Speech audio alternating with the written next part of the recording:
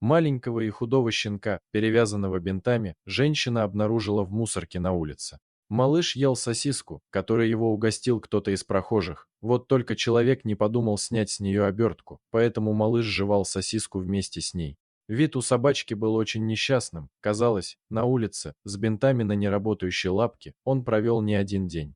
Рассмотрев щенка поближе, можно было обнаружить следы десятков медицинских процедур, создававших впечатление, что малыша попросту залечили. Девушка Аня, нашедшая щенка, убеждена, что его использовали для практики будущих ветеринаров, а когда что-то пошло не по плану, просто выбросили на улицу.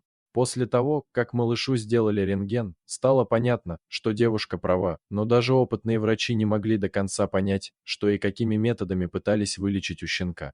Ни одна клиника в городе не подтвердила, что имеет отношение к этому животному. Явные признаки вмешательства свидетельствовали о том, что врачи делали манипуляции, так неужели их все проводили в подвале? Передняя лапка щенка попросту не работала, он носил ее за собою, слегка подняв в воздух. Хотя девушка и забрала щенка с улицы, она не знала, как еще может ему помочь. Малыш пытался ходить, но даже просто смотреть на это было больно, о том, что испытывал в процессе сам щенок, даже страшно подумать. Я понимала, что лечение будет непростым и явно будет стоить немало, но также знала, что это единственный шанс животного на полноценную жизнь. Немного сомнений и раздумий, но в итоге уже через несколько дней наш волонтер встречал малыша в московском аэропорту.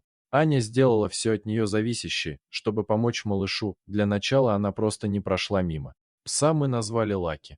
В реальности Лаки оказался совсем худеньким и крошечным. Малыш тихий и скромный, он доверчиво прижимается ко всем людям и словно задерживает дыхание, боясь спугнуть тех, кто рядом с ним. Хотя в глазках щенка и стояли слезы, он изо всех сил старался не плакать. Настоящим удивлением для Лаки стали не только миски с едой и водой в его больничном боксе, но и игрушки, которых он раньше, судя по всему, не видел. Малыш так обрадовался, что даже забыл о своей травме и начал играть. Врачи провели обследование, результаты которого их шокировали. Лаки было всего 1,5 месяца, но за это время он успел побывать в руках мясников, ведь назвать этих людей ветеринарами нельзя. В теле малыша стояла пластина, несоответствующего размера, в нее попытались вкрутить винты от другой пластины, но те попросту выпали. Казалось, все эти манипуляции выполнили нарочно, чтобы малыш больше никогда не смог ходить. Пока Лаки сделали первую операцию в столице, малышу поставили временную конструкцию. Быстро исправить тот вред, который ему нанесли, не получится, потребуется еще вторая операция и третья, которую проведут, когда малышу исполнится год. Лаки тяжело переносит оперативное вмешательство, ведь он еще совсем маленький, но мы верим, что у него хватит сил для того, чтобы восстановиться полностью.